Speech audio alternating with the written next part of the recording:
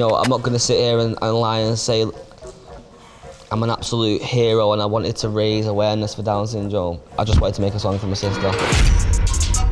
Yeah, I just always think of Ardy, but he probably never touched the mic until he actually blew up. I'm literally meeting Luciano tonight. There was definitely no more than 200 people in there. It went crazy though. He sent me the lyrics in English. I was like, yo, get me on this song.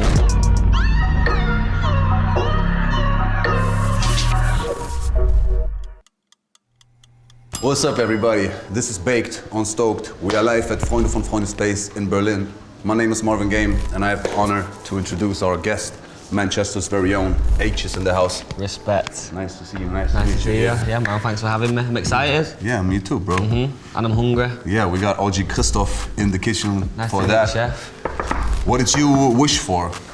I wished today for a carbonara, and like that is literally because when I got asked what I wanted at the time, I was sat in a restaurant in Manchester eating carbonara and I was enjoying myself, so I wanted it again. Okay. What restaurant in Manchester was that? Do you remember? Oh, do you know what? I'm being totally honest right now, I don't have a clue what the name is. I just know that's my little spot where I go to. Not many people go there, so it's a little low. So you don't, one. okay, good. Yeah, so yeah, let's not talk about it. Yeah. Do you cook yourself? No, I don't have a clue what I'm doing in the kitchen. I'd set this place on fire if I touched any of this. Well, then it's good. We got the OG right here. Definitely, definitely. Yes. And since carbonara is with speck, with meat, he's gonna prepare a vegan option for me right there. Are you vegan? Oh yeah. Nice. I'm not really vegan, but I prefer the vegan option most of the time. Yeah. What you doing right there?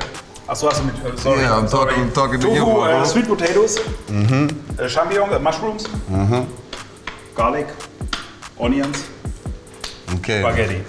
Nice. So, that's all for me, that one, yeah? Yeah, it's just one small portion for you. Cool. I guess the whole gang's eating. Let Christoph do his magic and let's sit down over there and have a talk. Let's do it. Heart broke when I found out there's a hole in yours. Had me stressed out for weeks, but I cope, of course. No way you would have left us, you was 3 months old. You got a long life ahead of you, I know there's more. I heard you had a exhausting trip to Germany. Bro, it's been a madness. This is why I'm like this now, this is why I'm all covered up and I've got my shades on, I've not had no sleep. My flight was from Manchester to Paris to Berlin. Don't even ask me why, because I don't know. I really don't know. We should have just came straight to Berlin. So basically, we got on the flight to Paris and then missed the Berlin flight, so we had to stay in Paris last night. And then we got on the flight this morning, got to Berlin, waiting for our suitcases, and the suitcases never came. Perfect. So, I will be honest with you, I wore these socks yesterday, and I'm wearing the same socks again today. It's all right, man. I don't mind, you know. Yeah, so that's how I'm living right now. We're literally waiting for my suitcase to get dropped off right now. So it's been a bit of a mad one, but it's all good. We're here, we made it. How do you deal with stuff like that? Does that aggravate you in some type of way? Yeah, it was annoying, but everyone's alive, innit? It is what it is. It's all right. It was just annoying because I got a video shoot. I got a little bit of a video shoot tonight and then tomorrow. And I just bought some nice things for it. Okay. You need to. But it'll pop up. Be all right. It'll be somewhere. It's not the end of the world. It's all right. And then at the same time, your album just dropped, so there's probably nothing that can really fuck with you. Exactly. Right now, right? Exactly. There's nothing that can fuck with my mood right now. Can we swear? Can we swear? All right, cool. This is Germany. You can swear the fuck you want. Cool.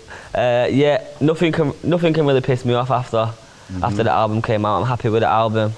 I think I just wanted everyone to hear it. You know what I'm saying? I didn't really care what happened after the album dropped. I just want everyone to hear it. And it's been a long process, right? How long have you been working on it? Yeah, definitely. I think like actually working on it like with my head on the album probably took me about like a year, like a whole year. But some of the songs on there are from 2020.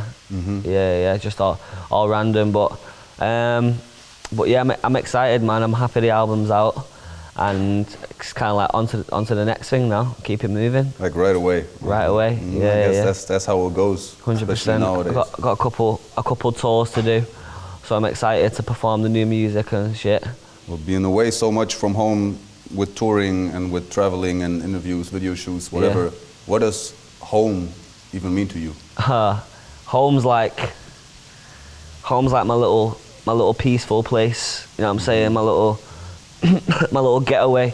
I'm never really at home much, and even when I do go to Manchester, I'm probably only there for like 3-4 days, and then I gotta go somewhere else. But it's just good, man. It puts me in a little headspace away from work, and I get to see my family and shit. So yeah, home will always be in my heart there.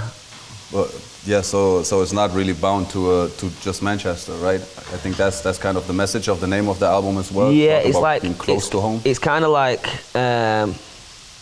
I never know what I'm looking for a certain word, and I don't even know what the word is. But it's kind of like I'm never actually close to home. Like I'm in whatever, Berlin, Australia, Canada, LA. I always try to represent my hometown wherever I go, and I think people know that. And yeah, and I've got people around me that I've been with for years, so I always feel at home. That's also having a feeling of home wherever you go. Definitely. And I just wanted to let people know like my side of the story and my vibe and what I've been through, and obviously what home means to me. Well, then from your perspective, a lot of people in Germany might not know anything about Manchester. How would you describe Manchester in like 3 words or 3 short sentences? Wow. Manchester is probably like, Manchester's legendary anyway for music. Like some of the biggest bands in the world have come out of Manchester. Stone Roses, Oasis. I only really need to mention them two. They've been like the biggest. But there's people like the Smiths. I don't know if you heard of the Smiths. They're like a band that are popping right now. And then also like dance music, house music. It's always been big for like clubs and stuff, and kind of like raves. So it's always been legendary. And then also the football. We've always had like... It's a big hooligan scene, right? Yeah, exactly. And we've had I'm not just saying this because I'm a fan. We've literally the home of like one of the biggest, if not the biggest clubs in the world. Man United, obviously, not Man City. But also Man City are a sick football club. And yeah, man, it's just good vibes. It's like, the only way I could explain it to someone that's not been there, it's just like, I can only say it's just like London, but not as populated. And not as busy and people rushing around. It's more relaxed and laid back. Manchester is not only your hometown, it's also the place where young AITCH was watching Scary Movie. Yes. And feeling inspired by hearing Scream rap in that movie. Yeah. But maybe there was also some like serious inspiration or serious artist that inspired you to step up to yourself and make music? Yeah, definitely. 50 Cent, definitely. 50 Cent. What's the best Get Rich or Die Trying song right now? Just right now, because I think that comes in like... Yeah, changed my mind. Over these years. The best Get Rich or Die Trying song. That might be the hardest question someone's ever asked me ever. What's the worst Get Rich or Die Trying song? Let me answer that for you. Patiently Waiting. Really? Oh, Eminem annoys the shit out of me on that song. I love Eminem, but on that song, for me, that could kill that song. Wow, I've never heard anyone say that. I respect it though. I didn't like the, is it called Wankster? Yeah. I'm not a fan of that one. That's probably the only one I don't like on there. Was it even on the album? That was some soundtrack shit. Oh, was it not on the Get Rich or Die Trying? No. But it was that era. It was that era, yeah. But no, that's a very hard question, I don't know. But 50 Cent was definitely an inspiration. I used to love Wiz Khalifa. I used to like love Wiz Khalifa. I went to see him in concert a couple of times. I always kind of like wanted to be like him in the back of my head a little bit. Who else did I like? I grew up listening to a lot of Kanye, like when Kanye was on his like Good Life and stuff like that with T-Pain. Like I went through a little Kanye, and like Homecoming. I can't remember what album that's on. Yeah. But yeah, there's a couple people, but I'd say the main two, 50 and Wiz Khalifa for me, which is so random. They're both so different. But yeah, when Get Rich or Die Trying dropped, you was like what, 3 years, 4 years old? Yeah, like 4 years old. Yeah, it came out in 2004, I think. How come that you got your inspiration from an album and a movie that is like not at all your era? I think I might be wrong when I say this. Yeah, I don't know. But I want to say that I actually seen the movie first because I got an older cousin and she's always liked rap music and like stuff like that. So she used to babysit me when my mum and dad used to go to work. Okay, so it's the So older. she used to like let me watch stuff that my mum and dad wouldn't obviously let me watch. Sorry, mum and dad. And Get Rich or Die Tryin' was one of them things. And that was like probably like the first time, which I'm not glorifying by the way, I'm not saying it's a good thing, but that's the first time I ever seen or heard of anyone like getting shot 9 times or something like that. But it actually happening, it's a true story. So I was just fascinated by it all. I didn't really know about the music. Such an inspirational story. Yeah, you know, definitely. even though it is like gangster and criminal and whatever, 100%. to see somebody getting back up. It's about how he got out of that situation, Yes. not how he was in that situation in the first Right, place. it's not that it's glorifying and so cool to be shot or whatever, but to see the person growing and glowing up from that. That's exactly 100%. That's 100% right. And so I'm guessing, I can't really remember, but I'm guessing I probably just used to ask her loads of questions like, who's this guy on the Get Rich or Die Tryin' film? So then she showed me the album. I was like, wow, this is the one. And I think right now it's also a big thing for the last 2 or 3 years to flip songs that are like 20 years, Definitely the 20, past couple 25 years, like that Y2K genre is already like a new type of rap. Yeah, definitely. I think it's always changing, innit? It'll always kind of like come back around. Who knows what's going to be next? You know what I mean? Like even drill music didn't sound like what it sounds like now. Like even 5 years ago. Yeah.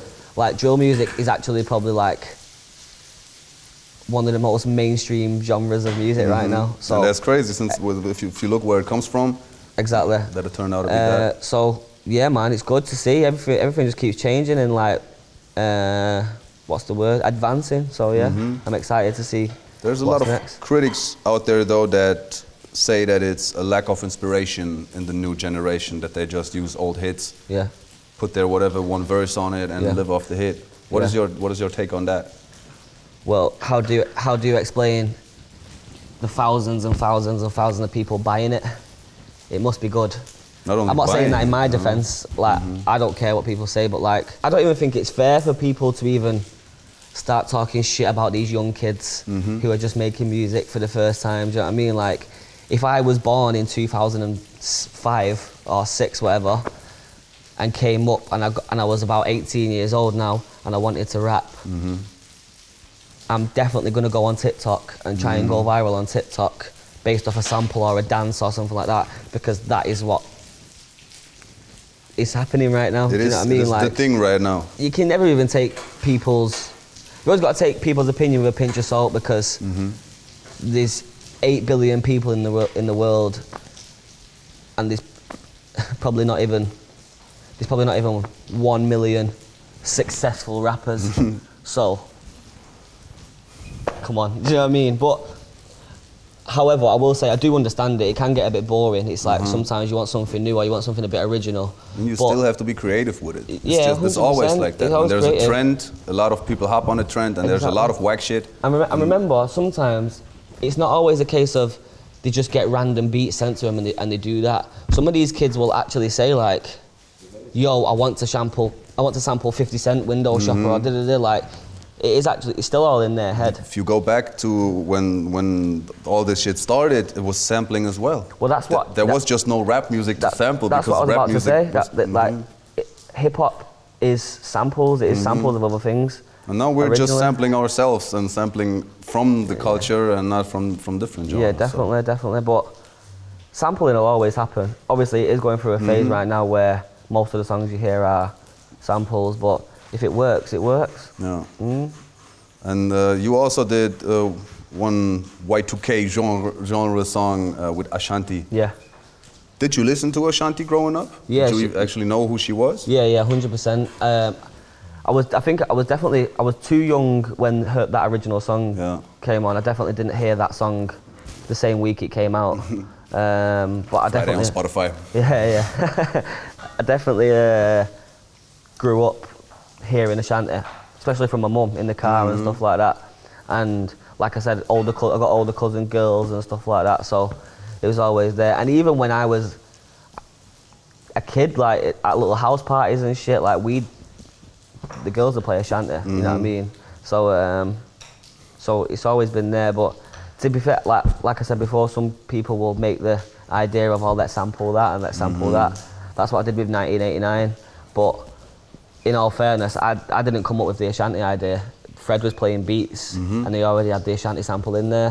But then that's what gave me the inspiration to make that song. Yeah. So. And it's on the other hand, it's also like showing the next generation that might not even know Ashanti that there is this legend out there. It was. I think I seen something. It was like Ashanti's like first top 5 UK single since like, what was it, like 2005 or something like that. Like for over 10 years. So she definitely got some new fans off it. It wasn't just me that benefited off it. You know what I'm saying? Like so. Well, how was it meeting her? Because I cannot imagine, you know, me growing up, I used to listen to her, seeing her on TV, was breaking my heart when she was with Nelly. She's even better in real life, what you know about that? I bet. I do love Ashanti. But now she's cool, she's a proper good person. Like, I didn't really know what to expect when I was going to meet her. And I met her and she's just an absolute cool girl. Like, had a little joke and that, went backstage, chilled, went on the stage, we had a little dance on stage. Oh, you performed together with her? Yeah, wow. I brought her out at the festival and she brought me out. She had a tour and she done a show in Manchester at the arena. So she shouted me, she brought me out. So yeah, good vibes, man. Like, it wasn't no Hollywood vibes, it was all good. Can the people wait for some more collaboration between you two? I hope so. You know what I mean? We've stayed in touch and stuff like that. So it's not just one of them things where we just appeared with that song and we'll never speak to each other again. So I guess that's dope. If that can grow from just using a sample, yeah, definitely. Getting to know the person, 100%. Performing with the person, and creating something new. And maybe 20 years from now, somebody will sample that. Exactly. That's the sick thing about music, man. It brings people together. Yeah. Music's everywhere. Y2K songs is not the only thing that's popping on TikTok. Yeah. I saw you showing how you go on dates on TikTok and actually being really open about it, like being like, yeah, I'm a little nervous, I'm gonna check it out, I'm gonna see it. Yeah. So for all those young players out there that feel nervous before they go on a date with a beautiful young lady, do you have any advice for them? Yes, of course I do. And I do because my friend, I'm not going to say his name, but he knows who he is. He wants to go meet a girl all the time, and he never does it. He always cancels because he's always scared. So you better be paying attention, my son. First of all, I just think you got to be yourself, because at the end of the day, you can try pretend that you're someone you're not, or you can try act cool or act a certain way. But if it all goes well and she falls in love with you, one day you're going to have to be your normal self. And then she don't like you anymore, then it's all over. Not to be deep, but you know what I mean? So I think just be yourself. You always got to remember as well, probably she's just as nervous as you. And also there's nothing wrong with being nervous. There's nothing wrong with being nervous. It's just a reaction of your body, do you know what? Excitement. Depending on, obviously everyone's different, depending on what girl you're talking to or how comfortable you feel saying this. I suppose if you do get nervous, you sat in the car, you're about to drive to the restaurant, I think I would personally just turn around and go, I can't lie, I'm nervous. Boom. And then it's what's the worst that can happen after that? Well, maybe she's gonna giggle and say, "Oh, I'm nervous too." Me too. And then there you go. Let's start the conversation. You broke the ice already and have a personal connection. You just gotta like pretend, because there's certain people out there. I'm speaking for boys now. Certain people out there who there could be 100 girls in here now, and they'd be fine. They'd talk to them all like it's all good because everyone's friends. But as soon as they get in the head that, oh, I like you a little bit and you might like me a little bit, why does that all of a sudden make you feel like you can't talk to him anymore? It's still the same person. I think it just puts people in their head. Yeah, of course. Makes them think and overthink. But like you said, it's normal to be nervous. Do you know what I'm saying? But I think you just gotta be yourself, man. You've got to be yourself, especially if you're about to start dating someone that you feel like it can go a certain way with, because one day you're gonna have to genuinely be yourself. You think that's gonna go on of you filming your dates and letting people know about it? Become some like date doctor, letting the people know? It depends. I think it is also good to have a private life, so I'll let you know. Next time I'm in a relationship, I'll I'll let I you mean, know. you're not showing the female part. You're just showing your little take on it. So it's still kind of private and still not really. But yeah, no, I think boys, if you find the right one, you know what I mean, show her off. You know what I mean, let them know. Let them know what time it is. And that goes for the girls as well. You think that's something you would be doing, like posting some couple goal pictures and couple TikToks? Nah. Because you see, I said nah then, and I already know my boys behind me are laughing and they're shaking their head and they're saying, yes, you would. No, I'm not really a couple goals guy. I'm a cute guy though. I can be cute when I want to be cute. But I'm not really a couple goals man. No. But that depends. Maybe I'll find someone one day and I fall in love and she makes me a couple goals man. You never know. There's a lot to come. There's a lot to come ahead of you. Yeah. And obviously with all this superstar, rap star lifestyle, there's a lot of blessings coming and a lot of moments to enjoy and to share with your friends and your family and people. But then on the other hand, there's a lot of sacrifices coming too. Yeah. And with you coming up so quick, what would you say is the biggest sacrifice you gotta give so far? Probably just the amount of time I don't spend at home and sacrificing the time I spend with my family. And also, not even just family, even friends. Do you know what I mean? Because obviously it's quite easy for people to say, oh, he's never at home, he don't even want to be at home. And I'd love to be at home, I'd love to be at home every single day of the week, but it's just not how it goes. I've got to be out here, I've got to do what I'm doing. But yeah, that's probably one of the biggest sacrifices. Separating from people that you don't necessarily want to. Do you know what I mean? I've not got no bad vibes with anyone that I've grew up with. You know what I mean? But sometimes you just separate, and that's just how it goes. And some sacrifices are for the better. But yeah, I mean that's just life. You know? That's just life. Separating from people, and I think outgrowing situations. I think I was in a weird position because I was blowing up, but I was also like, I was blowing up and I was growing up. So like, I naturally would have went through certain things anyway, even if I didn't rap, I would have separated. Everyone separates anyway. So it's hard to like differentiate, like tell the difference between, was that because I got famous or was that because I just grew up? Do you know what I mean? So yeah, bit of a weird one. But is that something you can actually answer? You give yourself an answer to? I think I grew up a lot faster than I maybe should have done, or would have done. Because just so many impressions everywhere. And yeah, exactly. And you kind of like gotta like, I don't know, I remember years ago when I was first coming up and I had to have conversations with everyone and I didn't even know how to speak to people. I did, but I just, do you know what I mean? So you gotta just grow up and get it done. You gotta like, gotta boss up. Yeah. Well, traveling so much, seeing so many different countries, so many different stages, is there things you notice when you compare a show you play in the UK with a show you play somewhere else or in America? Do you know what? It all depends on the specific place because these places like I just done a tour in Australia. Australia? Yeah. And that was sick. And that was like super lit because they know that I'm not turning up in Australia every weekend. So that one week, that one night they get to see me, they're gonna see me and they're gonna turn up. And they're gonna turn up so much that I want to come again and they want to come again as well. So stuff like that's lit, but then obviously you do the hometown shows and stuff like that all in the UK. The UK it just goes off anyway, like it's crazy.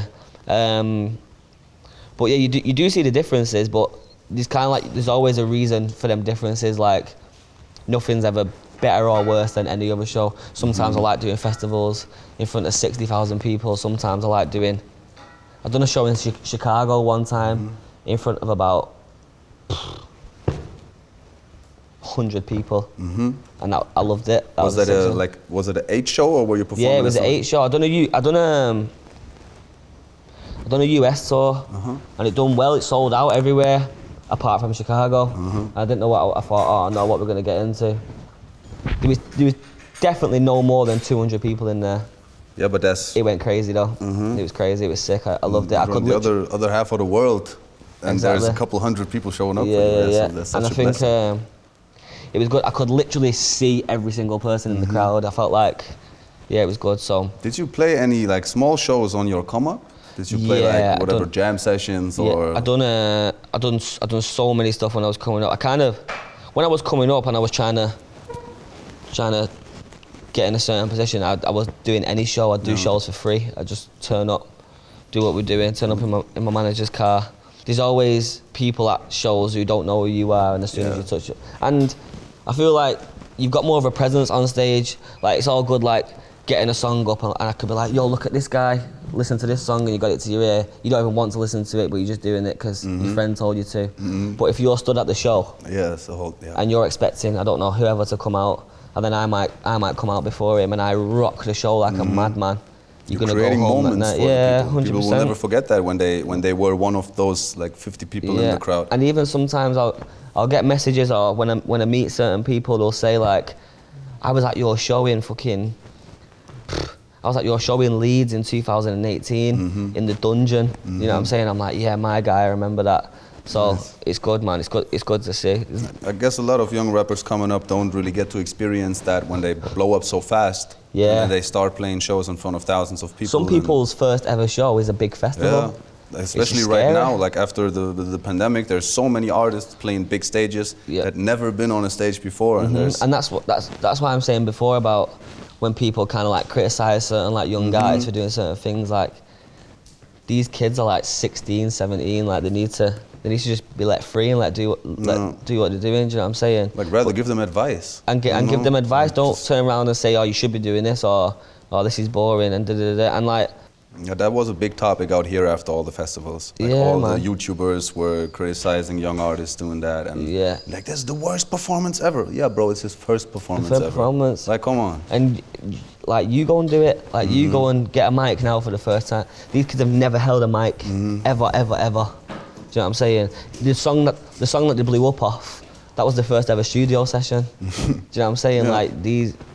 Actually, there was a rapper in Germany years ago who had a big performance at Splash Festival, never really performed before, and he held his mic like this, like very far away, and it became a meme.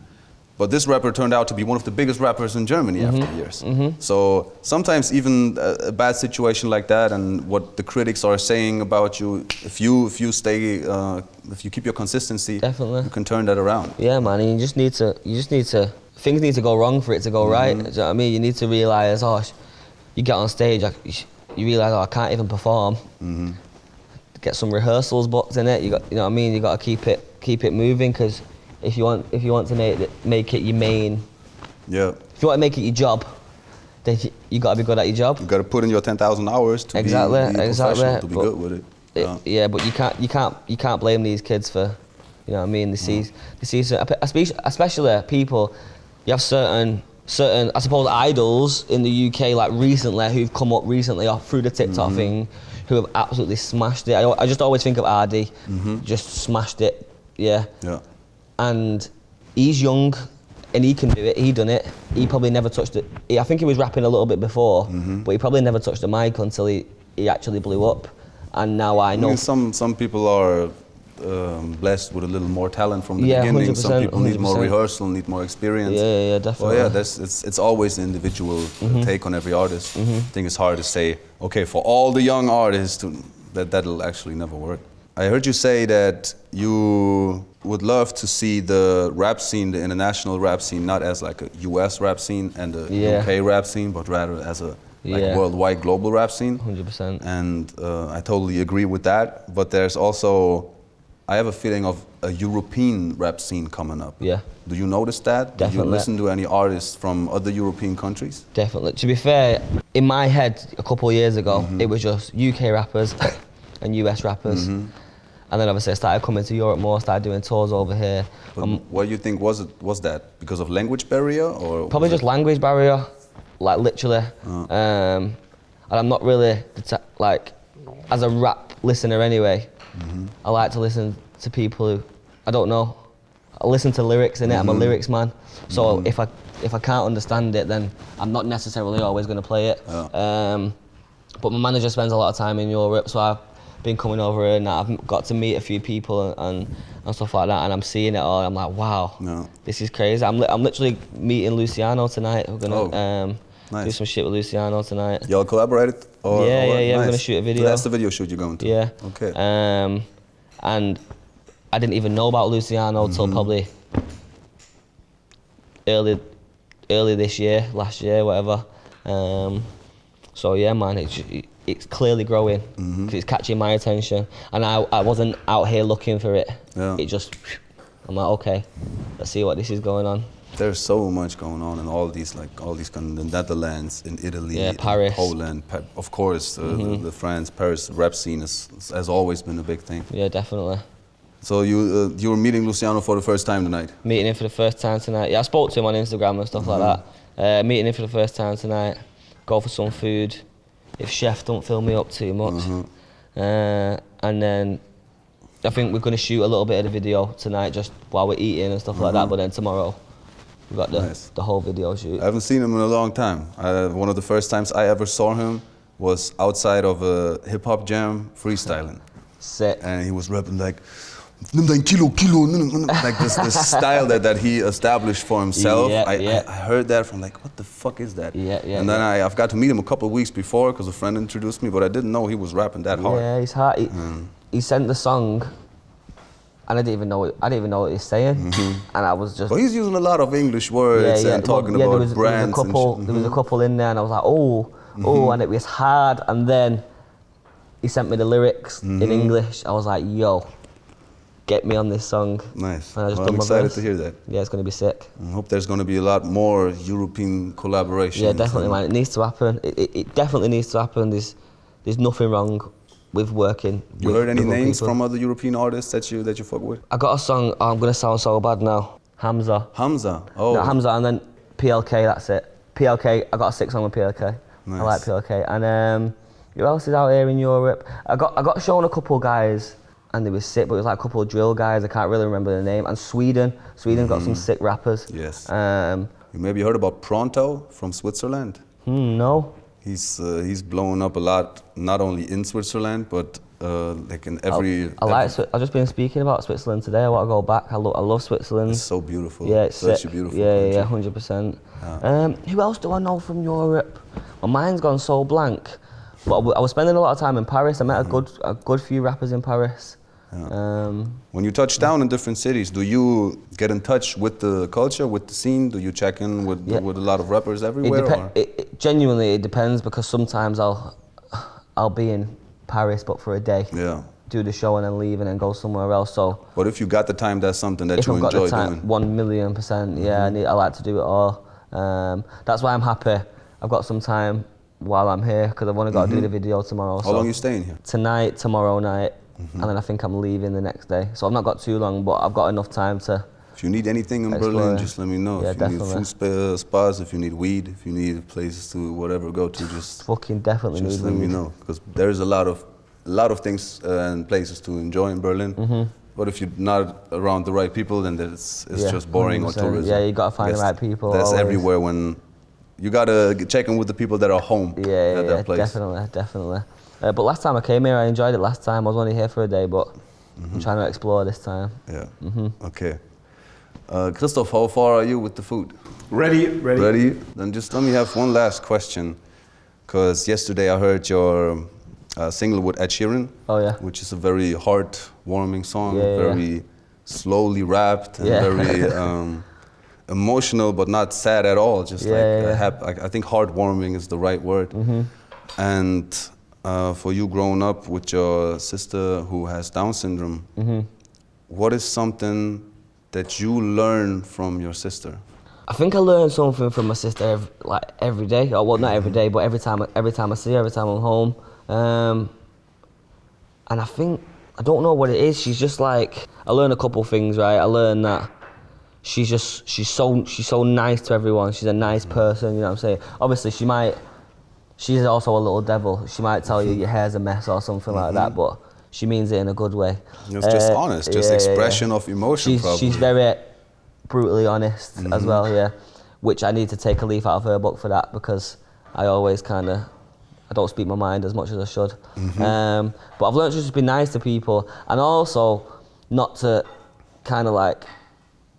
you've got to see the good in things, and I've also learned like not to complain about things, because in one respect she's got the best life in the world.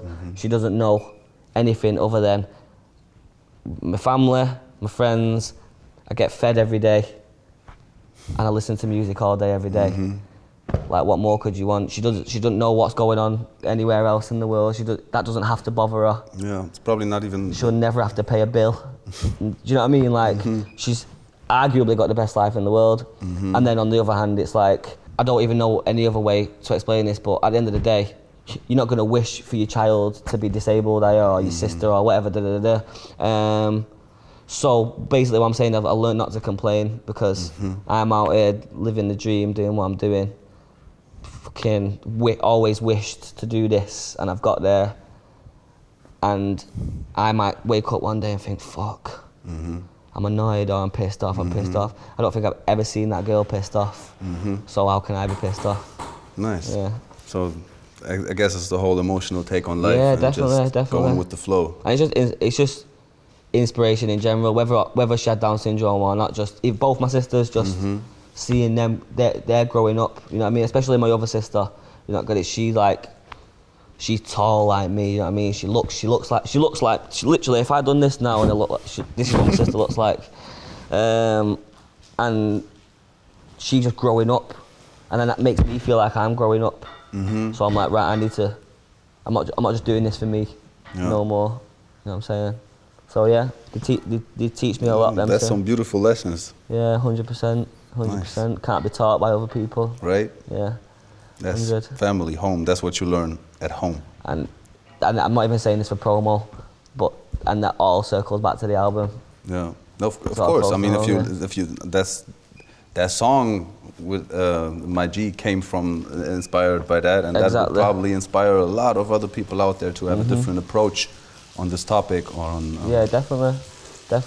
And I wouldn't even I'll be honest, I wouldn't even sitting there making that song thinking like, that song wasn't for anyone other than, do you know what I'm saying? And that's what makes it so good. That's what makes it so relatable. Yeah, 100%. So, you know, I'm not gonna sit here and lie and say I'm an absolute hero and I wanted to raise awareness for Down syndrome. I just wanted to make a song for my sister. And that's the bottom line. And that's what the hero does. Yeah, you know? 100%. The hero doesn't. Yeah, 100%. Doesn't do it for but that. yeah, she loves the song, so my job's done. Amazing. Yeah, man. But heroes need to get food too. That's a fact. So let's go over there and enjoy some carbonara. Let's go, I'm starving. Me too.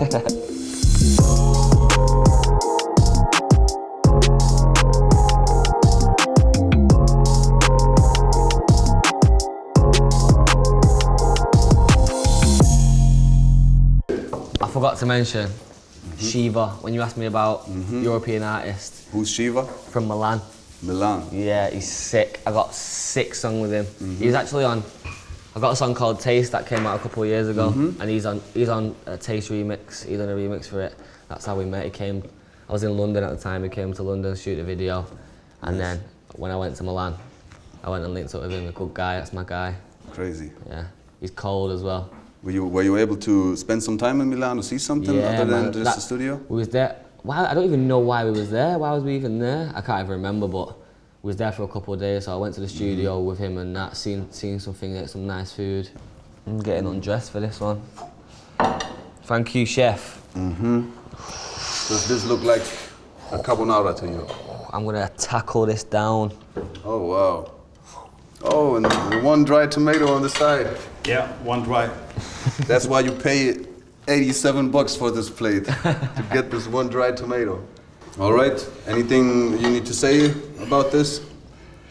Bacon, eggs, cream. Nice. Guten Appetit in Guten German. Appetit Guten is what we Appetit. say. Is that what you like to say? Yeah, let's Guten go. Appetit, like good appetite.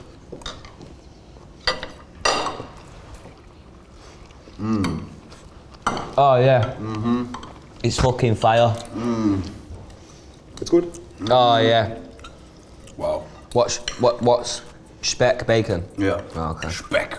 Say no more. Thanks for sharing this meal with us. Thank you, Christoph, for preparing it. Let's wrap this up.